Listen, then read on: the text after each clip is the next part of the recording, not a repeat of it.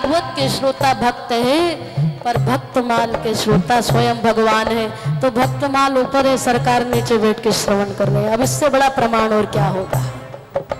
मुकुंद माधव गोविंद गो केशव माधव हरि हरि।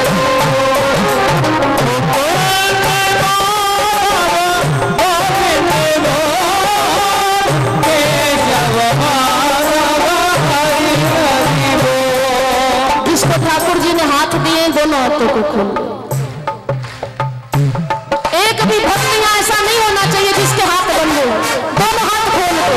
हरि हरि बोल राम राम बोल, हरि हरि बोल राम राम बोल, राधे राधे बोल श्याम श्याम बोल, राधे राधे बोल श्याम श्याम बोल। कुंद माधव गोविंद बोल केशव माधव हरि हरि बोल। कुंद माधव गोविंद बोल केशव माधव हरि हरि बोल। सरकार शांत हो गए क्योंकि उन्होंने परीक्षा लेनी थी। किसी ने कहा कि सरकार आप इतनी परीक्षा क्यों लेते हो। बोले एक बात बताओ, जब तुम बाजार से एक मिट्टी का बर्तन 20 रुपए का खरीदने जाते हो तो अच्छी तरह ठोक बजा कर देखते हो। तो मैंने तो अपने भक्त के पूरे जीवन भर तो अपने ऊपर लिया है, तो क्या मैं ठोक बजा कर नहीं देखूं। और दूसरा कारण मेरा परीक्षा लेने का ये है कि जैसे जैसे मैं उसकी परीक्षा लेता हूं वैसे वैसे उसका सुयश जो है और परम उज्जवल हो जाता है। बड़ी तेज गाड़ी चल रही हो ना तो बीच में ब्रेक कर आना बड़ा जरूरी है, वरना एक्सीडेंट हो जाएगा। अहंकार का बीज आएगा तो एक्सीडेंट होगा ही होगा। इसीलिए ये परीक्षा जो जीवन में सुख दुख आते रहते हैं ये आने बड़े जरूरी हैं, लेकिन प्रभु के भक्त इससे घबराते नहीं हैं। वो एक ही बात कहते हैं, सरकार तू जिन्ने मर्जी दुख दे ले सन सेन दी आदत पै गई है।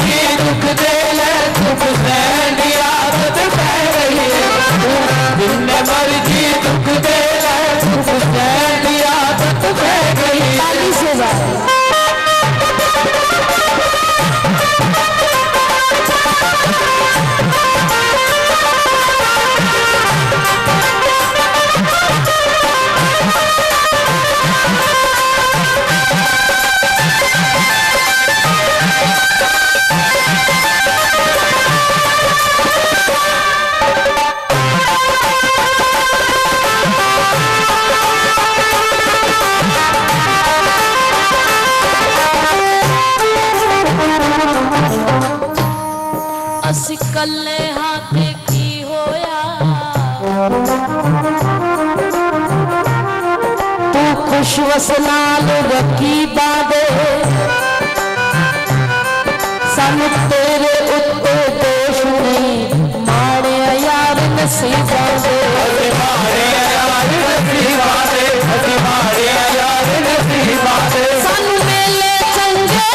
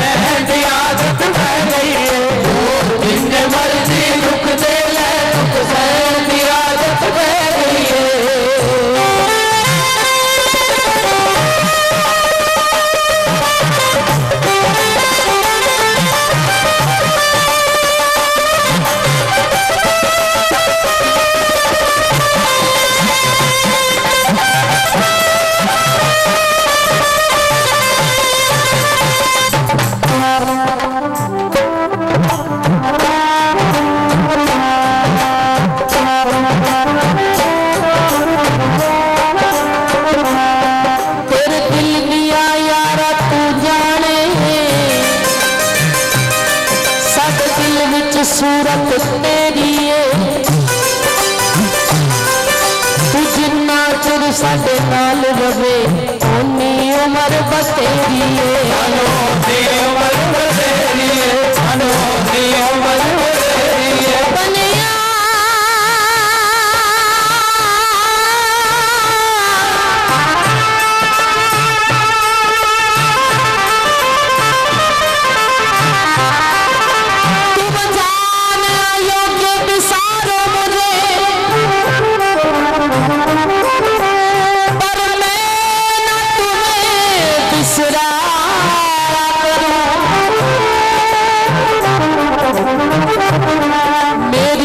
में खुशी तुम रूठा करो मैं अकेले में तुमको मनाया करूं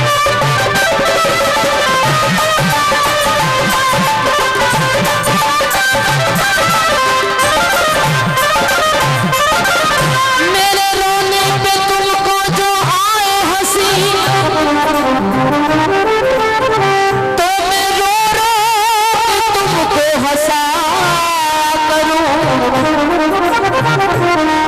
तेरे चरणों की धूली को चंदन समझ मैं तो माथे पे अपने सजाया करूं मैं तो माथे पे अपने सजाया करूं मैं तो माथे पे अपने सजाया करूं मैं तो माथे पे अपने सजाया करूं और वैसे ही वो दिल ही नहीं जिस दिल में तुम्हारी याद न हो और वो याद ही क्या जिसमें उल्फत भरी फरियाद न हो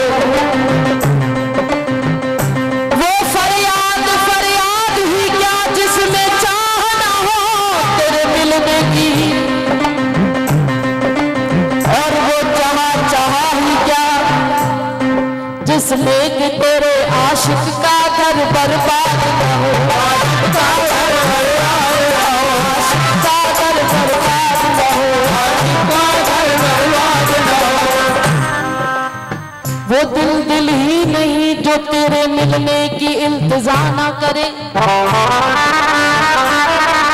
तुझी को भुला के जिंदा रहूं तू ऐसा न करे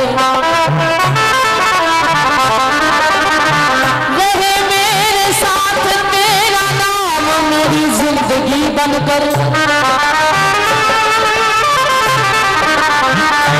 ये बात और है कि मेरी जिंदगी मुझसे वफा न करे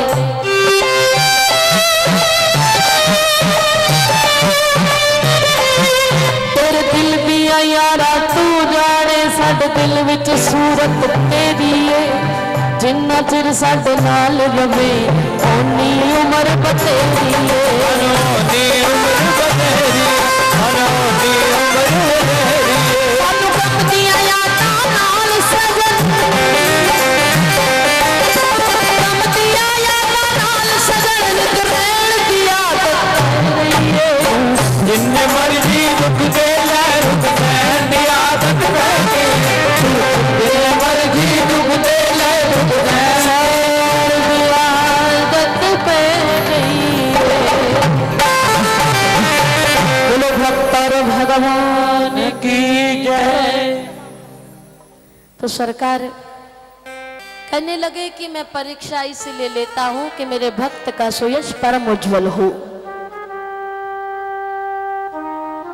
लेकिन भक्त भी कोई कम नहीं होते हंसकर कटे या रोकर कटती है जिंदगानी तू गम दे या खुशी दे ये तेरी मेहरबानी तेरी खुशी समझकर हर गम भुला दिया है राजी है हम उसी में जिसमें तेरी रजा है यहाँ यूं भी वाह वाह है और यूं भी वाह वाह।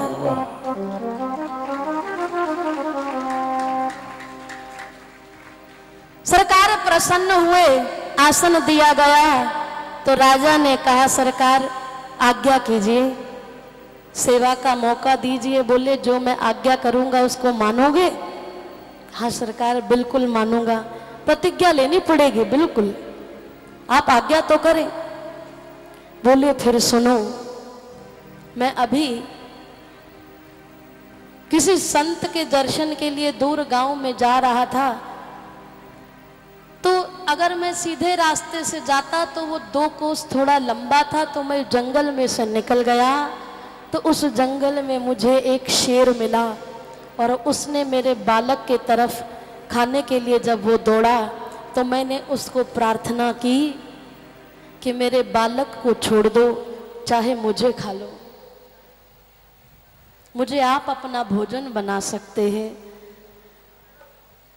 तो उस सिंह ने मना कर दिया, बोले मैं तो इस बालक को ही अपना भोजन बनाऊंगा। जब प्रार्थना करने लगे तो सिंह बोला ठीक है, अगर तुम चाहते हो कि मैं तुम्हारे बालक को छोड़ दूं तो फिर तुम्हें यहाँ के राजा मोर ध्वज का आधे शरीर का मांस लाके मुझे देना होगा, तभी मैं तेरे बालक को छोड़ूंगा।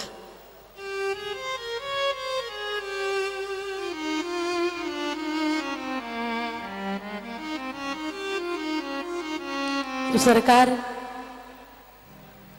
स्वार्थी तो जीव है आज का, मुझे भी अपने पुत्र के प्राणों का लालच है, तो उस जो सिंह ने आज्ञा की है और आपने भी प्रतिज्ञा की है, तो मुझे आपका आधा शरीर उस सिंह का भोजन बना कर ले जाना है, क्या आप दोगे?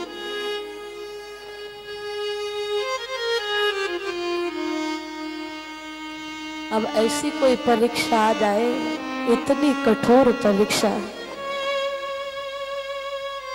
मोर ध्वज जी घबराए नहीं, लेकिन जब ये बात सुनी तो सबसे पहले उनकी पत्नी दौड़ी दौड़ी आई कि हे विप्रवर, देखो शास्त्र अनुसार पत्नी को पति का अर्धांगिनी कहा जाता है, मैं उनका वाम अंग हूं, तो आप मुझे जाकर सिंह का भोजन बना दीजिए। इसलिए नहीं कि मेरे पति को छोड़ दो, इसलिए कि ये सेवा का अवसर मुझे मिले तो कितना धन्य है वो, धन्य है उनकी निष्ठा, धन्य है उनकी भावना। सरकार मन ही मन सोचने लगे अब तो मैं फंस गया। इसने बड़ी चतुरता से कह दिया, तो कहने लगे हाँ हाँ सुनो, उन्होंने कुछ और भी शर्तें रखी हैं जो मैं भूल गया।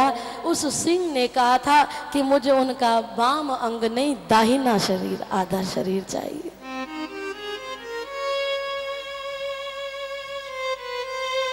रानी पीछे हट गई, पुत्र दौड़ा दौड़ा आया। सरकार,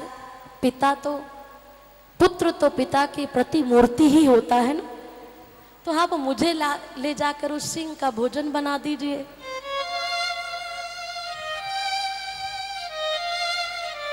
फिर सरकार सोचने लगे, कहने लगे नहीं नहीं नहीं, आप भी नहीं बन सकते, क्योंकि उस सिंह ने आज्ञा की है कि राजा मोरध्वज का पुत्र ही और उनकी रानी आरे से अपने पिता के शरीर को, अपने पति के शरीर को चीर कर मुझे देगा, तभी मैं उसको पाऊंगा। लेकिन एक शर्त है कि राजा मोरध्वज जी के शरीर को एकदम नहीं, धीरे धीरे करके चीरना है।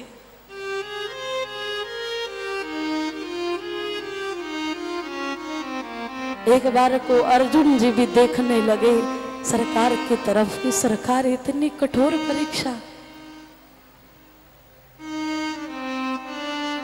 लेकिन ध्यान रहे, ऐसी अवस्था में मन में भी जरा सा कष्ट नहीं आना चाहिए, आंखों से एक भी अश्रु नहीं बहना चाहिए, घबराना नहीं, तब जाकर वो आपके इस शरीर को अपना भोजन बनाएगा, वरना वो मेरे बालक को ले जाएगा। अब प्रजा थोड़ी क्रोधित हो गई कि हमारी सरकार के साथ ऐसा, लेकिन सरकार अभी भी शांत है, महाराज प्रसन्न है। वो कहने लगे कि आज तक मेरे राज्य में कोई छोटा सा सिंह भी नहीं आया, ये आज्ञा हुई है तो मैं इसको सिंह नहीं समझता, मैं तो ये समझता हूँ स्वयं नरसिंह भगवान आए हैं और मुझे आज उनकी सेवा में जाना है। नरसिंह भगवान की। और ऐसा कहकर सांत्वना देकर प्रजा को शांत किया कि तुम शांत हो जाओ। जो आज अवसर मुझे मिला है, मैं कितने जन्मों से तरस रहा था, आज मैं भोजन बनने जा रहा हूँ स्वयं नरसिंह भगवान का। और जाकर राज्य सिंहासन पर अपने पुत्र को बिठा दिया, गंगा जल से स्नान किया, शालिग्राम की सेवा की और स्नान आदि करके सरकार के सामने आ गए। सरकार में आ गया। दोनों खम्भों के बीच में राजा मोरध्वज जी को बांध दिया, लेकिन अभी भी वो घबराए नहीं।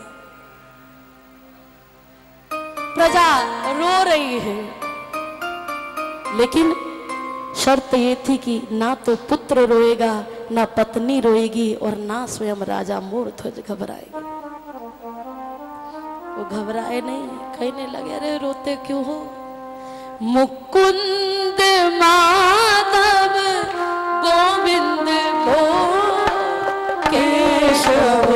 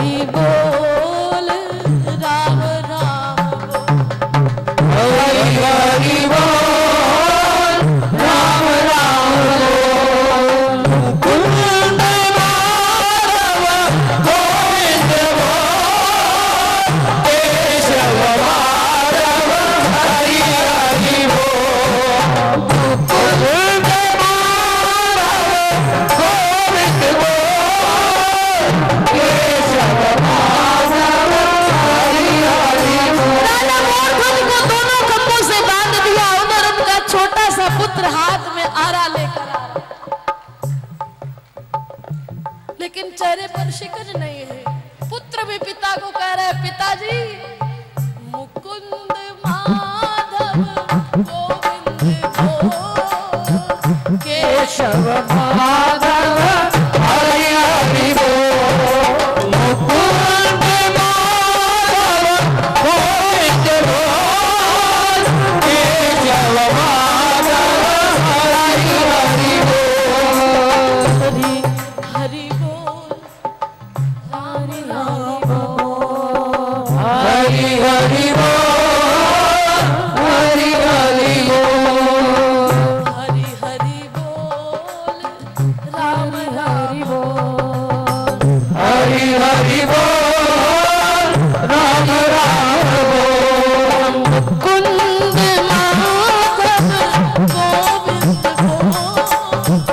केशव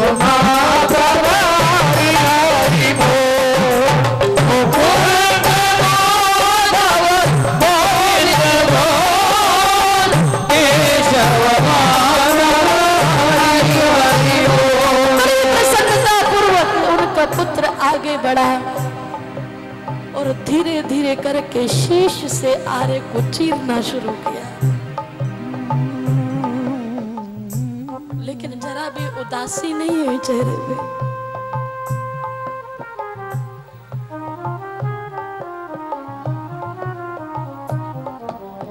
राजा मोरध्वज भी बड़ी प्रसन्नता से मुकुंद माधव गोविंद बोल, केशव माधव हरि बोल। मुकुंद माधव गोविंद बोल, केशव माधव हरि हरि बोल। हरि हरि बोल, राम राम बोल।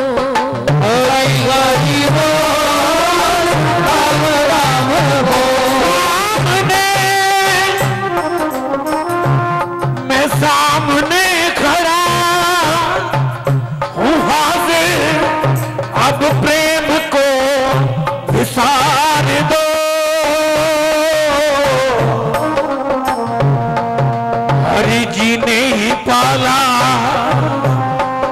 उसी हरि के लिए मार दो। हरि हरि बोल, हरि हरि बोल, हरि हरि बोल, हरि हरि बोल, हरि हरि बोल, हरि हरि बोल, हरि हरि बोल, हरि हरि बोल, हरि हरि बोल, राम राम बोल, हरि हरि बोल, राम राम बोल। जब शरीर चीरा जा रहा था तो अर्जुन की आंखें भर आई। सरकार आप इतनी कठोरता भी दिखाते हो। हाथ पकड़ लिया। जब आरा चीरते चीरते धीरे धीरे नासिका तक पहुंचा तो राजा मोरध्वज की बाईं आंख से आंसू निकल गए।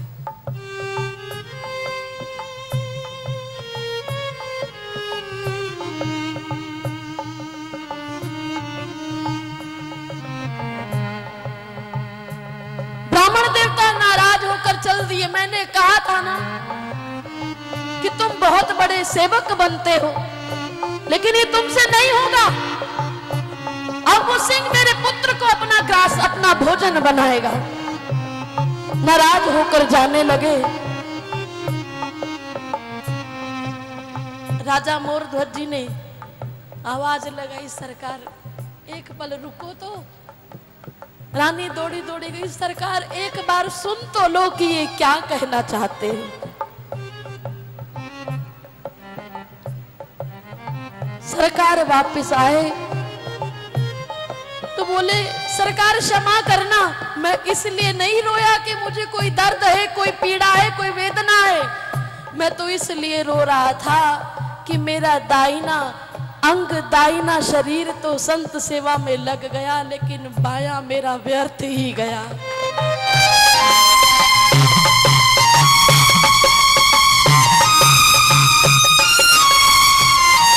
ऐसी कौन सी त्रुटि, ऐसा कौन सा पाप मेरे आड़े आ गया कि मेरा आधा शरीर ही सरकार को ग्रहण करना है, पूरा क्यों नहीं। इतना सुनते ही कमल नयन मेरे सुंदर गोविंद अपने रूप में आ गए। अर्जुन अपने रूप में आए और रोते रोते मोरध्वज जी को अपने गले से लगा लिया।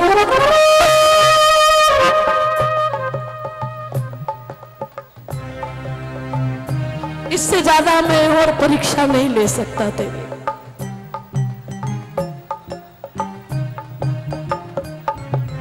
मुकुंद माधव गोविंद बोल, केशव माधव, हरि हरि बोल, मुकुंद माधव, गोविंद बोल, केशव माधव, हरि हरि बोल, हरि हरि बोल, श्याम श्याम बोल, हरि हरि बोल, श्याम श्याम बोल, हरि हरि बोल, राम राम बोल, हरि हरि बोल, राम राम बोल, मुकुंद माधव, गोविंद बोल, केशव माधव, हरि हरि बोल, मुकुंद माधव, गोविंद